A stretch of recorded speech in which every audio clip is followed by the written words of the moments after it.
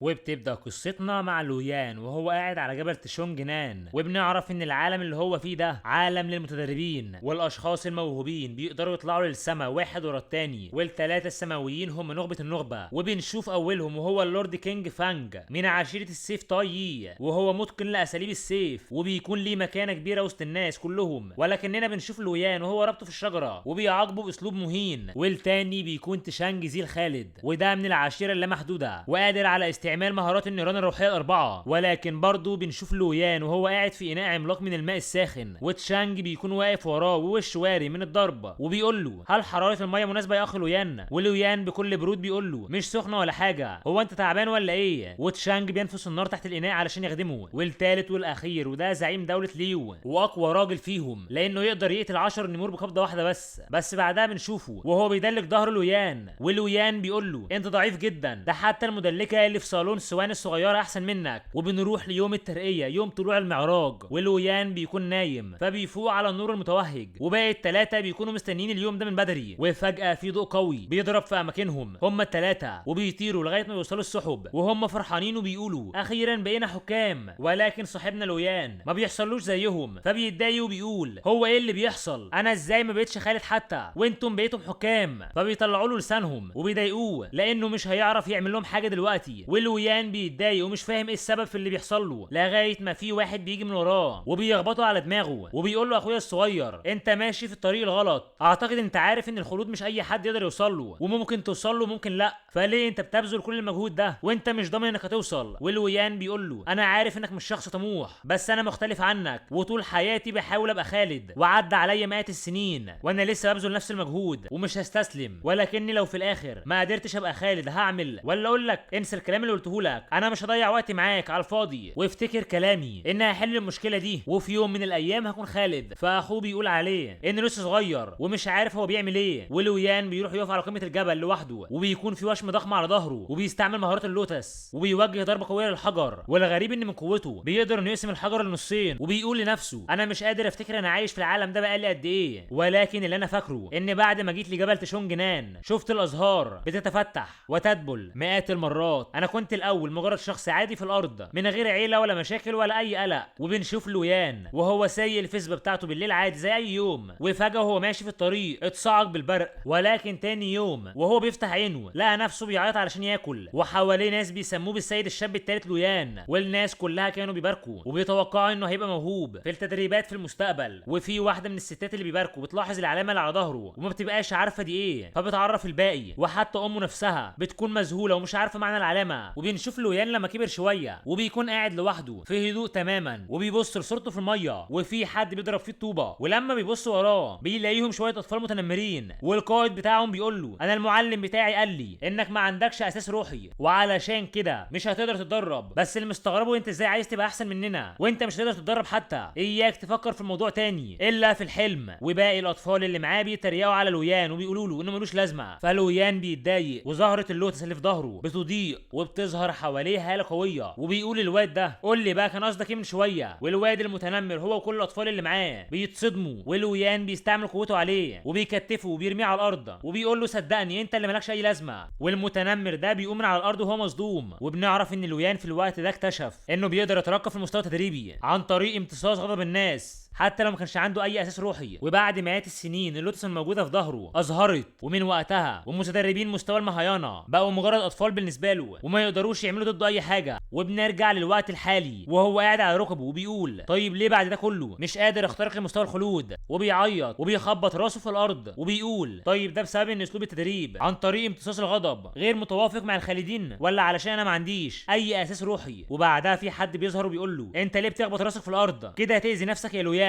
ولويان بيبص وراه وبيقول باو انت هنا؟ وباو بيقول له ايوه. طب ما بدل ما انت جاي على نفسك ومتضايق ما تيجي معايا نروح طائفه ليوتيان ونقضي شويه وقت ممتع هناك؟ ولويان بيستغرب ويقول له طائفه ليوتيان؟ طيب وايه اللي يخلينا نروح عند شويه فاشلين زي دول؟ وباو بيقول له علشان نشوف انحدار الخالدين من السماء. وبنروح لطائفه لوتيان وبيكون فيه هناك عدد كبير جدا من الناس، واتنين من التلاميذ بيكونوا واقفين مع بعض، وواحد منهم بيقول للتاني اللورد يا بينج قال للكل ان في خالد هيجي لطائفه لوتيان النهارده، بس عدى وقت طويل من اول ما جينا والخالد لسه ما ظهرش لغايه دلوقتي. وصاحبه بيقول له هل معقول ان اللورد بقى بيخرف وبقى بيقول اي كلام على طائفته، واللورد يابينج بيوصل، فاول ما بيشوفوه بيحيوه ولا كانهم كانوا بيشتموه دلوقتي، وبيكون ده هو رئيس طائفه ليو تيان واسمه يابينج تيان. وبنشوف هوانج مينج اللي من عشيره السيف طاي وهو بيتكلم مع يابينج وبيقول له لورد يابينج في 4 ساعات عدوا وانا حاسس ان الخالد مش هيجي النهارده، صح ولا ايه؟ فيابينج وباقي الطائفه بيحيوا هوانج وبيقولوا له اهدى بس، في مثل بيقول ان يوم في السماء بيساوي سنه في الارض، واكيد في فرق في الوقت ما بين العالم السماوي والعالم الارضي، ولو احنا جات لنا فرصه عظيمه زي دي نتشرف فيها بمقابله خالد في حياتنا فالموضوع يستحق اننا نصبر شويه حتى لو جه متاخر. وهوانج مينج بيقول له كلامك صح، بس انا حاسس انها مجرد كذبه من كذبات اللورد يابينج تيان. فيابينج مش بيرد عليه، وهوانج بيتضايق اكتر وبيقول له انا مش فاهم اللي بيحصل، يعني بالرغم من انكم الطائفه الاكبر في العالم الشمالي ولكن القاعه الغامضه مش اقل منكم في المرتبه، فسيب عشيره السيف طاي في حالها. قول لي كده ايه اللي انت قادر تعمله اكتر من باقي الطوائف، او حتى السبب اللي يخلي الخالد يختار طائفتك انت مخصوص عن باقي الطوائف؟ وفجاه بيظهر صوت فرقعه في السماء والكل بيكونوا منبهرين وبيبصوا للسماء، وواحد فيهم بيقول كله يبص للسماء، في شخص بيطير قدامنا، هو ده الخالد؟ شكله بينزل ناحيتنا اهو. وواحد بيقول انا حاسس انها جنيه. ويابينج بينده بقى على صوته بيقول انا يابينج تيان الرئيس 23 لطائفه لو تيان، وبرحب بيكي جوه الطائفه بتاعتنا. وكل الموجودين بينحنوا قدامها وبيحيوها، وبنشوف الجنيه اللي بتكون متوتره وبتبلع عليها من الخوف وبتقول لنفسها انا لينج اير باي، وانا متوتره قوي كده ليه؟ طب اعمل ايه دلوقتي؟ انا جيت هنا علشان استمتع كام يوم من غير ما ابويا يعرف، بس مش عارفه الناس دول واقفين كده ليه؟ طب المفروض اقول لهم ايه لما انزل؟ وبتجرب مع نفسها وهي بتقول لهم ازيكم، انا متشكره على اللي عملتوه، ولكنها بتحس انها طريقه مش كويسه وبتندم انها كلمتهم من الاول وعرفتهم انها جايه، لان كان زمانها في حاله احسن من كده بكتير. واللي اوحش واوحش انها نسيت تلبس حاجات مهمه جدا، وانتوا فاهمين بقى يا جدعان، فمش عارفه هتنزل ازاي من السماء وهم كلهم بيبصوا عليها لانها تتفضح كده. وبعدها بيعم الصمت في المكان ولينج اير ما بتنزلش، فواحد من الطلاب بيقول هو ايه اللي بيحصل؟ هي ليه لسه ما نزلتش لغايه دلوقتي؟ وصاحبه بيقول مش ممكن تبقى حاسه ان احنا ما رحبناش بيها بشكل كويس؟ ويابينج بيقول لهم مش عايز اسمع صوت، هي وثقت فينا من الاول فسيبوها تاخد وقتها وهتنزل، المهم انحنوا تاني. وفجاه بيظهر قدامهم حد ولكنه مش الجنيه، بيكون الشخص ده هو لويان اللي اول ما بيشوفوه بيتصدموا. ولويان بيقول لهم بما ان كلنا متدربين زي بعض فما فيش داعي للرسميات دي، قوموا، ما بحبش حد ينحني قدامي. ويابينج بيتضايق وبيكون رايح يتحول عليه ويضربه، ولكن هوانج بيلحقه وبيحط العكاز قدامه وبيقول له لورد يابينج اهدى كده وافتكر ان كلنا هنا علشان نرحب بالجنيه ودي هي اولويتنا، فما فيش داعي تعصب نفسك، سيبه يقول اللي هو عايزه، وبعدين دي مش المره الاولى اللي لويان يعمل فيها كده. ويابينج بيهدي نفسه وبيقول للويان احنا كلنا عارفين انك قوي، ولكن في هنا عشرات الالاف من طلاب طوائف العالم الشمالي، فلو هاجمناه كلنا فما اعتقدش انك هتطلع حي، واحنا ما كناش هنسيبك دلوقتي عايش لولا اننا بنرحب بالجنيه. ولويان بيتصدم وبيقول له هو في جنيه بجد؟ ولينج اير بتظهر ولويان اول ما بيشوفها بيقرب منها، ولينج اير بتكون متوتره وبتقول ما ينفعش اغزلهم بعد ما وعدتهم، عامه هم مش هيشوفوا اي حاجه طول ما التنوره مظبوطه، واهم حاجه ان انزل بهدوء وما تسرعش. وبتاخد اول خطوه ولكن فجاه في حبل بيتلف على رجليها وبيسحبها لتحت، ولينج اير بتتصدم وبيطلع ان لويان هو اللي كتفها وبيقول لها انت اللي بدور عليها من زمان. وكل التلاميذ الموجودين بيتصدموا بما فيهم اللورد، لان الجنيه مخلوق قوي جدا ومفيش حد يجيله جرأه يعملها بالطريقه ديت. وفي واحد من التلاميذ بيتفاجئ وبيقول هي دي سلسله تقييد لخالد؟ مش ده كنز طائفتنا طائفه لينج شو؟ هو لويان سرقه امتى؟ وهوانج بيقول للويان هو انت ازاي بتتجرأ على اهانه الجنيه؟ ويابينج بيقول له انت شيطان، هو انت ما تعرفش ان لو الخالدين اتضايقوا مننا فهيقضوا علينا كلنا بدون تمييز، ولكن في سبيل ارضاء السما فهقتلك حالا. وبيقول لكل الموجودين مين اللي هيساعدني في قتل لويان؟ وفي عدد كبير من الطلاب بيطوعوا، وحتى في راجل عجوز بيقول عامه انا كده كده هموت قريب فهشارك معاكم. وكلهم بيتجمعوا جنب بعض وبيكون هدفهم هو قتل لويان، ولكن بسبب غضبهم فلويان بيبقى اقوى لانه بيتغذى على غضبهم وبيقول لهم اغضبوا اكتر واكتر لانكم بتعززوا من قوتي. وبعدها بنشوف الحارس اليمين والحارس الايسر لطائفه لينج شو وهم بيهجموا على لويان بمهاره سيف روح تايشو الحاد، ولكن لويان بيقدر ينط من على الارض ويتفادى هجمتهم وبيبص لهم بكل استهزاء وبيقول لهم هو ده اخركم ولا ايه؟ فيابينج بيتضايق وبينده على السيد هاي، فهاي بيعض شفته وبعدها بيخرج من جسمه حبايه صغيره مضيئه وبتكون دي هي حبايه السيف، وبنعرف ان هاي كان بيتدرب عليها لالاف السنين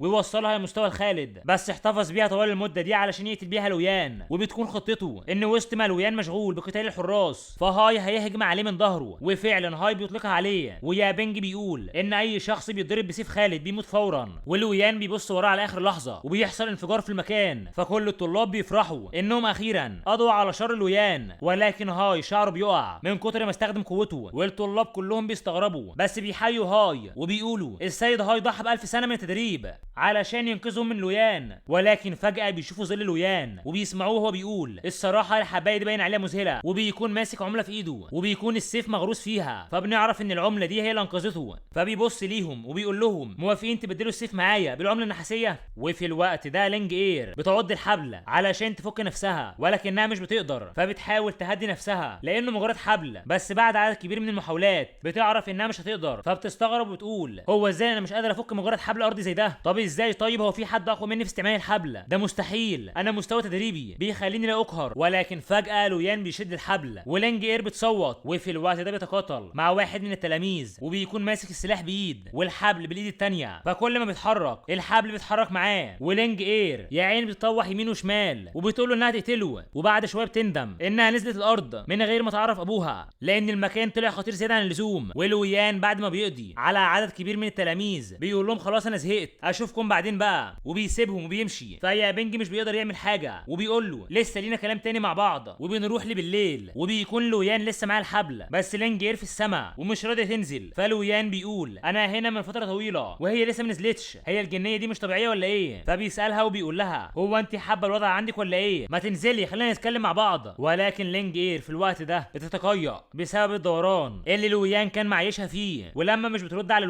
لويان بيقول مفيش قدامي اي حل تاني بقى، لازم اخليها تنزل هنا ويستعيد سلسله تقييد الخالد. ولينج اير بتقع وبتتجه ناحيه الارض بسرعه كبيره، ولويان بينط في السماء علشان يمسكها، وفعلا بيعرف يمسكها وعينيهم بتيجي في بعض. بس فجاه لينج اير بتفلت من ايده وبتقع على الارض، ولويان بيضحك وبيقول لها معلش بقى انت اللي اتزحلقتي من ايدي غصب عني. ولينج بتتألم لانها وقعت من على مسافه كبيره بعد ما اديته الامان، ولويان بيبص لها وبيقول لها بقى انت الجنيه. ولينج على طول بتغطي نفسها ومش بترد على لويان، فلويان بيقرب منها وبيقول لها اسمك ايه؟ فبتستحضر سيف وبتهجم عليه بقوه كبيره، ولكن لويان بيقدر يتفاداها وبعدها بيمسكها من ايدها وبيضربها. فلينج بتعيط وبتقول له يبعد عنها، وبتقول لنفسها تبا ده قدر يختم قوتي ومش هقدر اعمل اي حاجه ضده، بس ازاي عمل كده؟ والاشخاص اللي بيقدروا يعملوا كده هو اللي مستواهم فوق مستوى الخالد، وهو برضو اللي كان بيسحبني بالحبل من وقتها. طيب اعمل فيه ايه؟ طيب انا لو قادر اقتله هقتله. فلويان بيبطل ضرب فيها وبيقول لها ها اسمك ايه بقى؟ فبتقول له لينج اير باي. فبيقول لها انت منين؟ فبتقول له من السما. وبيقول لها جنسك ايه بقى؟ فبتقول له هو انت اعمى ولا ايه؟ فبيبص لها بصه حمدي الوزير وبيسرح، تغطي نفسها وبتقول له انت بتبص فين يا متحرش؟ فبيقرب منها وبيقول لها اتعاوني معايا شويه وما تنسيش ان انا خاطفك، فما تحسسنيش بالاهانه احسن لك. ولينج اير بتكون خايفه منه وبتسكت، ولكن لويان بيحس ان زهره اللوتس بتحترق فبيتصدم وبيقول تاني؟ طب ازاي؟ انا حاسس بشعور حرق في ظهري، ولكن المره دي مختلفه عن المره اللي فاتت، انا عارف الشعور ده. وبيقول انه لازم يخلع رداءه علشان الحرق اللي في ظهره. ولينج بتستغرب وبتقول له تقلعه، وبتخاف منه وبتبعد عنه وبتقول لنفسها هو ايه اللي انا وقعت نفسي فيه ده؟ انا بنت محترمه وماليش دعوه بالحاجات دي، ولو ابويا عرف ان حصل لي الموقف ده هيقتلني، وبعدين احنا في مكان مجهول وممكن اي حد يشوفنا، انا لازم امنعه. ولويان بيقلع الرداء لانه بيحس بألم شديد. ولينج بتفكر وبتقول هو المفروض اقتل نفسي، بس لو قتلت نفسي اهلي هيزعلوا، وكمان ما عنديش الشجاعه اعمل كده. وبتتمنى ترجع لبيتها تاني وبتعيط وبتقول للويان ارجوك سيبني ارجع للبيت. ولويان بيقلع رداءه فبتقول انا كنت عارفه ان عمره ما هيسيبني لانه واخد زيه زي غيره. فبتنام على الارض وبتستسلم. ولويان بيقول انا حاسس ان القوه لسه ما وصلتش لاخرها. ولينج لما بتسمعه بتفتح عينها وبتقول قوه ايه؟ فبتبص على ظهره وبتشوف زهره اللوتس. ولويان بيقول لها اعتقد اني وصلت لحدود قوتي، ولكن باين ان في اكتر من زهره لوتس واحده. وبنعرف يا صديقي ان وشم زهره اللوتس اللي على ظهره موجود من اول يوم ليه في العالم ده زي ما شفنا من شويه، وكل ما الزهره بتكبر كل ما قوته بتزيد، ولكن بقاله اكتر من 200 سنه واقف على نفس الحاله ومش بيتطور مهما حصل. ولكن النهارده حاسس بشعور غريب، وهو متاكد انه ما حاسش بنفس الشعور ده من 200 سنه، وبيكون فرحان وبيقول هو ده معناه ان القوه العجيبه بتاعتي لسه ما وصلتش لاخرها ولسه قدامي فرصه اتطور اكتر من كده. وبيكمل كلام لنفسه وبيقول هل ده بسبب ان اهنت عالم الخالدين ولا؟ وقبل ما يكمل بيبص وراه وبيشوف لينج اير وهي قاعده في وضع مريب، فبيقول لها وانت عبيطه يا بنتي؟ هو ايه اللي مخليكي قاعده كده؟ ده عيب على فكره. ولينج بتتوتر وبتقول له انا اسفه ما كنتش اقصد، وبتقعد كويس وبتتضايق من تصرفه معاها. وبعدها على طول بيحس بنفس شعور الحرق اللي حاسه من شويه، فبيقول لنفسه زي ما توقعت بالظبط، اول ما الجنيه بتتضايق مني بحس بحرق لادغ في ظهري. هل هو ده بقى الاختلاف ما بين الخالدين والجنيات؟ وبنعرف يا صديقي ان اقوى مرحله في عالم الخالدين هي مرحله المهايانا، ولكن في الاول والاخر فالخالدين بيمتلكوا قوه محدوده سودا، ولو في حد منهم كان حابب يتطور اكتر من كده فلازم يكون الاقوى ما بينهم. ولويان بيلبس هدومه تاني، ولينج اير بتستغرب وبتقول لنفسها ده بيلبس هدومه تاني، هو انا اللي فهمته غلط ولا ايه؟ ده باين عليه راجل محترم ومش زي باقي الذكور. ولويان بيقول لها ده وقت الشغل بقى، ولينج اير بتقول له قصدك ايه مش فاهمه، فبيقول لها الوقت اتاخر ولازم نخلص بسرعه. ولينج اير لاول مره بتفجر غضبها في وشه وبتقول له ما تزهقنيش بقى، لو انت هتعمل حاجه اعملها دلوقتي، بطل شغل شبه ولا تدوق ده، انا مش فاضيالك، انا عايز اروح. وبتعيط. ولويان يا عيني مش بيبقى فاهم هي عايزه ايه، وبيقول لنفسه المراه دي مخلوق غريب جدا، انا مش عارف ليه الرجاله بيجروا وراهم بالطريقه ديت، الوان ولا ايه يا نجم اهدى كده. وبيقول للينج اير انا عايز اسالك سؤال، هو انت فعلا خالده من العالم العلوي؟ فبتبطل عياط بتقول له ايوه ايه المشكله يعني؟ فبيقول لها ده معناه انك هترجعي للعالم العلوي صح؟ فبتقول له وانت بتسال ليه يعني؟ فبيقول لها بكل حماس انت بتوصلي هناك ازاي؟ هل في بوابه معينه؟ ولينج اير بتستغرب من تعامله اللي اختلف فجاه. ولويان بيقول لها هو انا ممكن اجي معاكي؟ ارجوكي خديني معاكي ومش هعمل صوت، راح يصيف تقريبا يا جدعان. فبتقول لنفسها ده طلع راجل شريف بجد. طب ما علينا، بس دلوقتي انا قدام راجل غريب خطفني ودلوقتي بيسالني يوصل للعالم العلوي ازاي، بس الاغرب من ده كله هو انه قوي جدا ومش زي باقي المتدربين اللي من عالم الخالدين،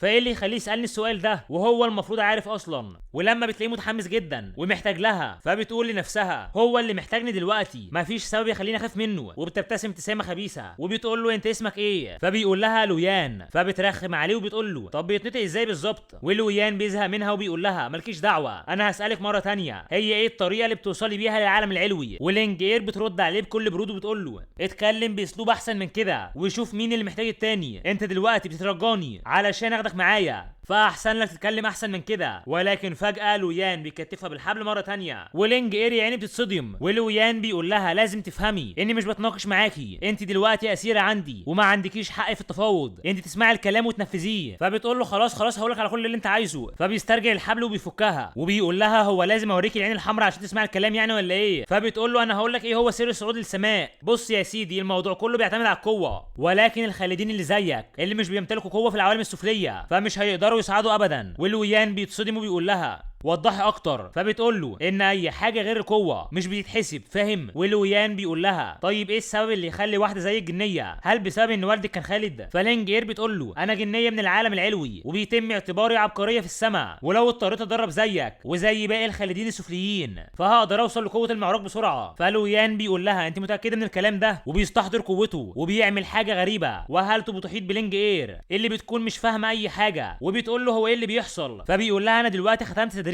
ومن اول دلوقتي فانت في العالم السفلي وهتضطر تبداي من الصفر، واول ما مستواك يوصل لمستوى معين فهيتم ازاله الختم وهترجعي لعالم الخالدين. وخلينا نشوف بقى هل انت قد كلامك وهتطلعي عبقريه السماء ولا ده كان مجرد كلام. وبنشوف لينج اير وهي قدام مالها ليلي وكل واحد هناك بيبقى معاه واحده على الاقل. ولينج اير لما بتشوف ده كله بتقول جناح شون شيانج هو ايه المكان ده؟ بس باين عليه مكان انيق للناس الاغنياء. وبتفتكر لويان وهو بيقول لها خلينا نشوف انت قد كلامك ولا لا. فبتقول انها تخليه يعرف الفرق ما بين الخالدين والفانيين، وحتى لو اضطرت تبقى في عالم الفانيين فهي لسه برضه عبقريه من الدرجه الاولى. وبتهدى وبتقول لنفسها طب لو اللي هو قاله صح فاول ما اوصل لمستوى معين فهقدر افك الختم، ودي حاجه مش صعبه خالص، بس في حاجه واحده مضايقاني. وبتزعق باعلى صوت وبتقول هو ليه في عدد كبير من الناموس في عالم الفانيين والموجودين اول ما بيسمعوها بيستغربوا من طريقتها الغريبه. ولينج اير بتقول لنفسها ان الدوشه ديت ما بتمنعهاش من التدريب بس بتتمنى تكون في مكان منعزل علشان تقدر تركز، وبتحاول تتدرب وتقفل عينيها. ففي شخص غريب بيقرب منها وبيقول لها سيدتي هو ايه سعر الليله الواحده؟ ولينج بتبقى مش فاهمه حاجه وبتقول لنفسها سعر؟ هو الشخص ده من طائفه لوتيان صح؟ هو جه هنا علشان يستقبلني، طب ليه بيسالني عن السعر؟ مش ممكن تكون دي هي طريقه التعامل في عالم الفانيين وطلب المساعده بيحتاج فلوس؟ طبعا عامه انا من حسن حظي المره دي افتكرت اسرق محفظه والدي قبل ما انزل الارض، وبتقول له لو ساعدتني في ايجاد مكان معزول علشان اركز فهديك 10 تيلز من الفضه. والشخص اللي قدامها بيستغرب وبيقول لنفسه بنت لا مؤاخذه هيديني فلوس؟ ده ايه الحظ ده؟ موافق طبعا. وبيقول للينج مفيش مشكله تعالي ورايا يلا. وطول ما هم ماشيين لينج بتبص يمين وشمال والرجاله كلهم مع الستات وفي واحده بتكون مش لابسه كويس، فلينج بتستغرب وبتكون فاكراها لابسه كده علشان الجو حر، لغايه ما بتعدي من قدام غرفه وبتسمع حد بيعد ارقام فبتقرب من الباب علشان تشوف بيعملوا ايه. ولما بتبص بتشوف واحد وواحده جوه وبتسمع الراجل بيقول لها كلام غريب، فبتقعد تقول هو ايه الكلام ده؟ هل ده نوع من التقنيات؟ هي دي بقى طريقه فوجئت التدريب في عالم الفانيين، بس ليه انا حاسه بشعور غريب اول ما شفتهم في الشكل ده. انا حاسه ان في حاجه غلط. والشخص اللي كان معاها من شويه بينده لها وبيقول لها يلا بينا تعالي معايا من هنا، وبيدخلها الاوضه اللي لقاها. واول ما لينج بتدخل بتقول له هو لسه في دوشه بس احسن من بره بكتير، واهم حاجه ان ما فيهوش ناموس لاني زهقت ومحتاجه اركز. وبتقعد على السرير وبتقول له شكرا ليك، اول ما خلص تدريبي هديك ال10 تيلز. وبتبدا التدريب وبتقول لنفسها بالرغم ان المكان ده مش زي منصه الخالدين، ولكن اهم حاجه هي ان استرجاع قوتي المفروض ما ياخدش وقت طويل. وبالرغم من ان المكان مليان دوشه ولكن موهبتي هتخليني اقدر اوصل للي انا عايزاه. وبتفتح عينيها، لكن اول ما بتفتح عينيها بتتصدم لانها بتلاقي الشخص اللي كان معاها بيقرب منها وبيمسك هدومها، فبتبعد عنه وبتقول له انت بتعمل ايه؟ فبيقول لها مفيش، هنتدرب مع بعض. فبتستغرب وبتقول له مع بعض؟ فبيقول لها ايوه عادي، يعني انا باجي هنا اتدرب كل يوم. ولينج يا عيني بتبقى مرعوبه ومش عارفه تتصرف ازاي. ولكن فجاه في حد بيفتح باب الاوضه، وبتكون دي هي السمساره بتاعه المكان اللي بتبص للشخص اللي معاه لينج وبتزعق له وبتقول له انت تاني؟ هو انا موريش الا انت يا ابني ولا ايه؟ عايز تاخد الاوضه تاني من غير ما تدفع؟ وبيكون معاها شخص اسمه ليو شانج. والسمساره بعد ما بتطرد الشخص ده بتبص للينج وبتقول لها انت جديده هنا صح؟ طيب ليه ما بتعمليش شغلك؟ بطلتي تتكاسلي واخدمي الزباين. فلينج بتقول لها اخدم زباين ايه؟ لا انت فاهماني غلط. وليو شانج بيقول لها ده كله بسببك يا سيده شن، بس بما اننا جينا هنا فانا عايز الانسه الجديده تيجي معايا شويه. والسيده شن بتقول له خلاص فهمتك، ما تقلقش مش هضيع لك وقتك. وبتروح جنب لينج وبتقول لها ليو شانج راجل ثري فروحي اشربي معاه واخدميه كويس. فلينج بتبقى مندهشه من اي حاجه بتسمعها، وطول ما هي ماشيه بتلاقي البنات اللي بتعاكس الرجاله وقاعدين مع بعض. وفي واحد اول ما بيشوفها بيكلم السيده شن وبيقول لها من امتى والبنت الجميله دي موجوده هنا؟ هو انت كنت مخبيها عننا ولا ايه؟ وراجل تاني شكله مش تمام بيبص للينج وبيقول لها ما تقلقيش احنا اشخاص كويسين. ولينج بتقول له ايوه ما انا واخده بالي، وبتستخبى ورا ليو شانج. فليو شانج بيبص لهم وبيقول لهم دي تبعي فيتعاملوا معاها باسلوب كويس احسن لكم. واول ما بيعرفوا بيعتذروا وبيقولوا له اعتبرنا مش موجودين. وليو بعدها بيبص للينج وبيقول لها انت كويسه وصح، هو اسمك ايه بقى؟ فبتقول له انا تمام واسمي لينج اير. فليو شانج بيبتسم لها، فبتقول لنفسها السيد ليو شانج باين عليه شخص محترم وكمان وسيم ومؤدب على عكس لويان اللي عينه مليانه بالخبث. ومن مجرد الشكل فواضح ان السيد ليو افضل منه بكتير. وبعدها بيكونوا كلهم قاعدين على ترابيزه واحده، وواحد بيقول لليو انا سمعت ان عندك موهبه نادره وان السيد ليو هياخدك تلميذ عنده وبكده توقع لك مستقبل مشرق. والشخص التاني بيقول له ايوه طبعا، هو مين اللي ما يعرفش عيله ليو في دوله ليو؟ انا متاكد ان السيد ليو شانج هيبقى سيد العيله في يوم من الايام. ولينج لما بتسمع الكلام ده بتبقى منبهره وبتقول انه طلع متدرب روحي حقيقي فممكن تستفيد من قوته علشان تخرج من الموقف اللي هي فيه. وبتقول انا نفسي اشوف تعابير وش لويان بعد ما اقدر افك الختم. الموضوع يبقى مضحك ولكن اول ما ارجع العالم العلوي فهخلي والدي يعلمه درس ما ينساهوش طول عمره. وبتمسك كتف ليو شانج وبتقول له انا عايز اقول لك على حاجه. وباقي الموجودين بيفهموها غلط وبيقولوا له احنا اتاخرنا بقى ومش عايزين نعطلكم. وبعد ما بيمشوا ليو شانج بيقول لها قولي لي بقى اللي انت عايزاه. ولينج اير بتقول له هو ممكن تاخدني لطائفه لوتيان؟ وليو شانج بيضحك وبيقول لها انت متاكده انك عايزه تمشي من هنا وتروحي لطائفه لوتيان؟ فبتقول له ايوه وما تقلقش مش هتوديني ببلاش، انا هرد لك الجميل وزياده كمان. فبيقول لها الموضوع ممكن بس لازم تكوني قد كلامك. وبتقول له عيب عليك، هو انا هكذب؟ بس الفكره انهم سرقوا كل اللي معايا واول ما اوصل لطائفه لوتيان هديك اضعاف الفلوس اللي انت هتاخدها. فبيطلع فستان شفاف وبيحطه قدامها وبيقول لها يلا البسي ده بقى الجو هنا حر. ولينج اير بتتصدم وبتقول في نفسها هما الرجاله كده كلهم ولا ايه؟ وبتزقه وبتقول له ابعد عني، ولكنها بتتكعبل وبتقع. وليو بيقرب منها بابتسامته المزيفه وبيقول لها ايه مشكلتك؟ اهدي كده طول ما انت بتسمعي الكلام فمش هاذيكي. ولينج اير بتقول لنفسها يعني انا كنت بقول انه افضل من لويان ولكنه طلع اسوء منه بكتير. فعلا ما ينفعش احكم على الكتاب من غلافه زي ما والدي كان بيقول. وليو بيمسكها وبيقول لها انت اجمل واحده هنا وتستحقي فلوس كتير. فلينج بتعيط وبتنده على لويان. وليو بيقول لها لويان هو ده حبيبك؟ هو انت فاكره لما تندهي عليه هيظهر فجاه ولا ايه؟ هو جن؟ ولكن فجاه في حد بيمسك ايده وبيقول له لا مش جن يا خفيف، وبيرمي ليو على الارض. وليو بيتضايق لاول مره وبيظهر على حقيقته. فلويان بيقف قدام لينج اير وبيقول له بس اللي قدامك دي جنيه حقيقيه. وبس كده خلصنا. ما تنسوش بقى تقولوا لنا رايكم في الحكايه واللايك والاشتراك والشير عشان مدعمنا جدا، وتنزل تفعل الجرس علشان يوصلك كل جديد اول باول. وكان معكم تركي، اشوفكم الحلقه الجايه والله يا قمر. سلام سلام سلام.